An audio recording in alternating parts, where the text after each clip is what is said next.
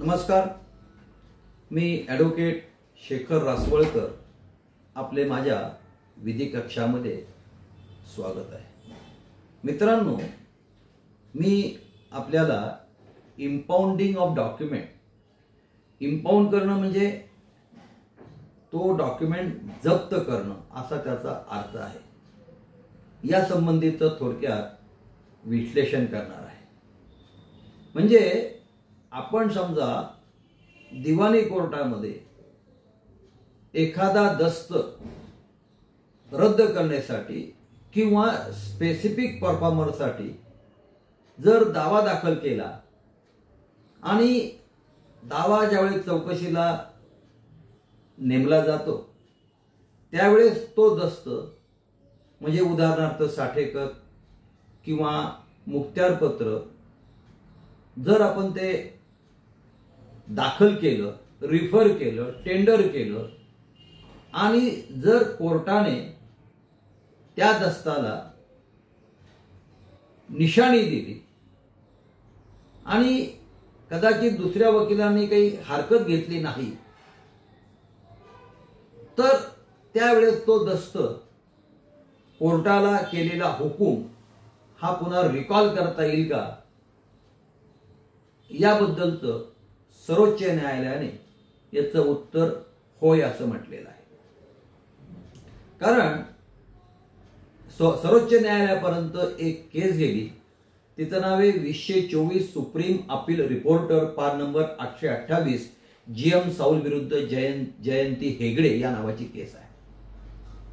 त्यामध्ये वादीने बंगळुरू कोर्टामध्ये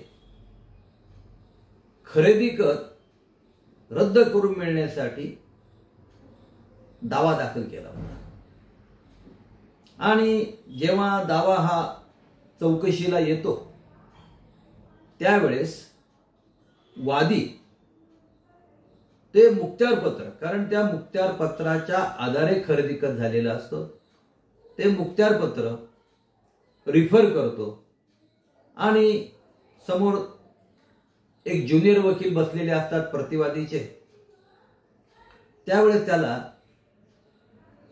निशाणी देण्यात येते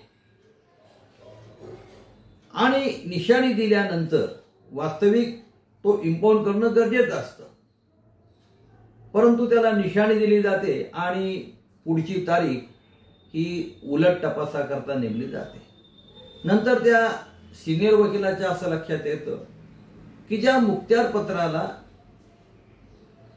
जी निशाणी दिलेली आहे ऑर्डर 13 रूल 4 प्रमाणे तो डॉक्युमेंट पुराव्यात वाचण्यात आलेला आहे,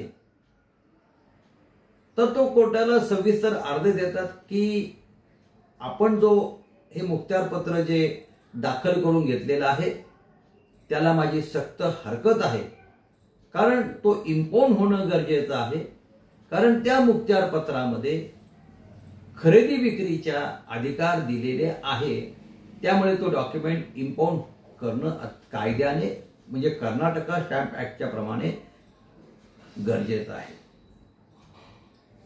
असा अर्ज दिल्यानंतर कोर्ट समोरच्या वकिलांचं लेखी म्हणणं घेतं, दोघांचा युक्तिवाद होतो।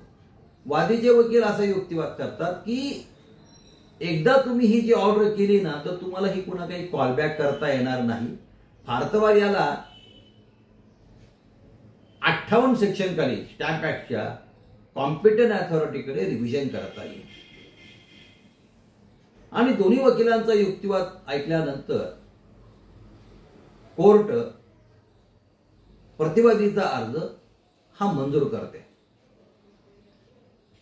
त्या निर्णयाविरुद्ध नाराज होऊन वादीचे वकील कर्नाटकाच्या उच्च न्यायालयामध्ये रीट पिटिशन दाखल करतात आणि रीट पिटिशन दाखल केल्यानंतर तिथे ॲपिलंटचे वकील म्हणजे वादीचे वकील असा युक्तिवाद करतात की एकदा ज्या कोर्टाने ऑर्डर केली त्या कोर्टाला पुन्हा आपली ऑर्डर रिकॉल करता येणार नाही, पुन्हा मागे घेता येणार नाही। आणि दुसरी अशी त्यांनी सांगितलेलं आहे की त्यांना फार तर कर्नाटक स्टॅम्प ऍक्टच्या 58 खाली हे रिव्हिजन करता येईल. आणि मग कर्नाटक हायकोर्ट दोन्ही वकिलांचं युक्तिवाद ऐकून खाली जो हुकूम केला होता, खाली जो ऑर्डर जी रिकॉल केली होती, तर ती पुन्हा रद्द करते आणि रिट पिटिशन अलाउ करते. त्या निर्णयाविरुद्ध नाराज होऊन पुन्हा प्रतिवादीचे वकील सर्वोच्च न्यायालयामध्ये सिव्हिल अपील दाखल करतात. आणि जेव्हा सिव्हिल अपिलासमोर म्हणजे सर्वोच्च न्यायालयासमोर जेव्हा ते सिव्हिल अपील चौकशी कामी येतं, तेव्हा दोन्ही म्हणजे लोअर कोर्ट आणि हायकोर्ट यांचे जे व्ह्यू असतात ते एकमेकाशी विसंगत असतात. कारण लोअर कोर्ट म्हणतं की मी केलेला आदेश बरोबर आहे, योग्य आहे. हायकोर्ट म्हणतं नाही, तुम्हाला असं करता येणार नाही. मग सर्वोच्च न्यायालयापुढे प्रश्न असा येतो की मेन क्वेश्चन जो असा असतो की कुठला निर्णय बरोबर. कारण मग त्यांनी सगळ्या गोष्टींचा विचार केल्यानंतर सर्वोच्च न्यायालय म्हणतं की as per the stamp act हा गव्हर्नमेंटचा महसुलाचा एक तर नुकसान आहे. दुसरी गोष्ट, लोअर कोर्टावरती ती कायदेशीर जबाबदारी आहे, स्टॅट्युटरी ऑब्लिगेशन आहे. आणि एकदा कायद्यामध्ये स्पष्टपणे नमूद केलेलं आहे की त्या डॉक्युमेंटला स्टॅम्प लावणं गरजेचं आहे. आणि कोर्टाने डॉक्युमेंट दाखल करून घेताना ज्युडिशियस माइंड अप्लाय केलं नसेल आणि नंतर जर कोर्टाच्या लक्षात आलं तर सुप्रीम कोर्टाचं असं म्हणणं पडलं की सीपीसीचं जे कलम सेक्शन आहे त्याच्याकडे इनहेरंट पॉवर दिलेले आहे. त्या इनहेरंट पॉवरचा वापर करून कोर्टाने सांगितलेलं आहे की आपण केलेला आदेश हा त्यांना परत घेता येईल. त्यामुळे मग सर्वोच्च न्यायालयाने काय केलं, सर्वोच्च न्यायालयाने खालच्या कोर्टाचा निर्णय हा कायम ठेवला आणि हायकोर्टाचं रिट पिटिशन हे नामंजूर केलं. मित्रांनो, सांगण्याचं तात्पर्य एवढं एकच आहे की जनरली आपण जेव्हा कोर्टामध्ये दावे दाखल करतो आणि एखाद्या डॉक्युमेंटला निशाणी दिली गेली तर आपण म्हणतो की आता या ऑर्डर ही फायनल झालेली आहे, काही करता येणार नाही.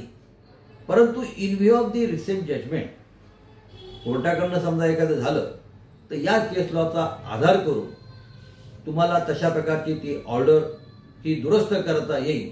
असो मित्रांनो, मी आपल्याला थोडक्यात सांगण्याचा प्रयत्न केला. आपल्याला माझा व्हिडिओ आवडला, लाईक करा, शेअर करा, सबस्क्राईब करा. धन्यवाद.